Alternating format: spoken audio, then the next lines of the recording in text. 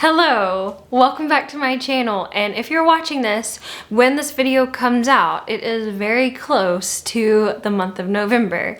And as being part of a writing community, you would know with November comes NaNoWriMo. So in this video, I just want to share my perhaps incredibly over-ambitious plans that I have for this month, especially considering my full-time job as a teacher, and in the month of November, I'll be coaching basketball cheer for the first time, just on top of everything else, and finishing out some of my master's program. So all of that combined is going to be a very busy month, but I also love the spirit of this month and the rush and the excitement of writing a new manuscript. And so I was racking my brain around the fact, should I do a NaNoWriMo where I revise? Because in July I wrote a middle grade.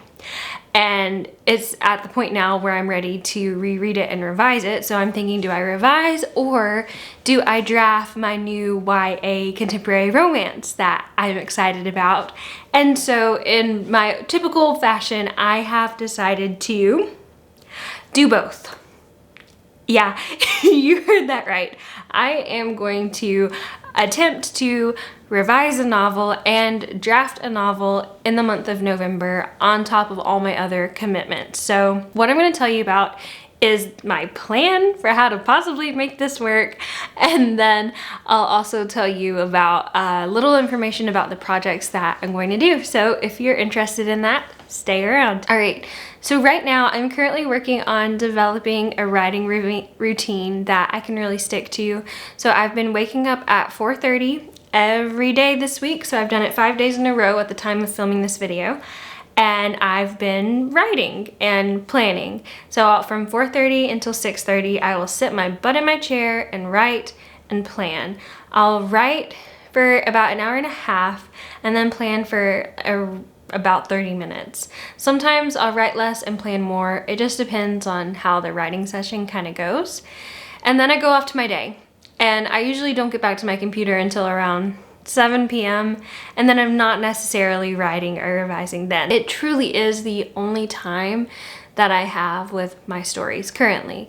However, during the month of Nano, my goal is to spend those first 2 hours working on the first draft of my Nano project, and then I'll spend hopefully probably just an hour every evening working on revising my middle grade. So the goal is that by the end of November, I will have written the first 50,000 words of my YA contemporary, and I will have revised my entire middle grade. My middle grade is currently sitting at I think 45,000 words. So it's like an average length. And then my YA contemporary I want to write will probably be around 65. So I'll be almost completely done with it once NaNoWriMo is over, and that's really exciting. So anyways, that is my plan for how I'm going to get all of this done. Now I'll tell you a little bit about the projects that I'm going to do. So first I'll tell you about the project I've already written, which is my middle grade. And it's a fantasy adventure that I'm calling Project Magic Forest, which is a pretty adept name because there is indeed magic and a forest. So Project Magic Forest revolves around the story of our main character, Amabel, an 11-year-old girl who is living during medieval times, and she lives in a world where magic is accepted and commonplace. In fact, it's more uncommon to not have magic. And unfortunately for Amabel, she's the one who the fates forgot. So she does not have magic, and she always is wondering what's the matter with her. She wants to discover why the fates forgot her. Then this ancient group of enemies against the town where Amabel lives. They raid her village due to like an ancient feud that both of the villages have had. The ancient feud has been started due to a curse, and the only way to break the curse is to go deep into the heart of the night-shaped forest and rescue the heart of the forest. And so Amabel, feeling brave and a need to prove herself to the fates that she deserves magic, goes off into the forest to search for the heart. And this story has a lovable, adorable side character named Bruiser, who everyone thinks is a goat, but he's actually a ram. And then she's got a friend that she meets along the way who becomes a really important side character, and that is Castellan. Ooh, I almost just gave a spoiler. Never mind. So the story follows Amabel and Castellan as they experience the different wonders and horrors in the Nightshade Forest and their journey to hopefully recover the heart of the forest. I feel like that's probably all I want to say. I'm looking at some of the questions from the WIP tags that a lot of people do on AuthorTube, and just making sure I'm not missing anything too important. It asks, will your book be self-published or traditionally published? So my goal is to just be a traditionally published author.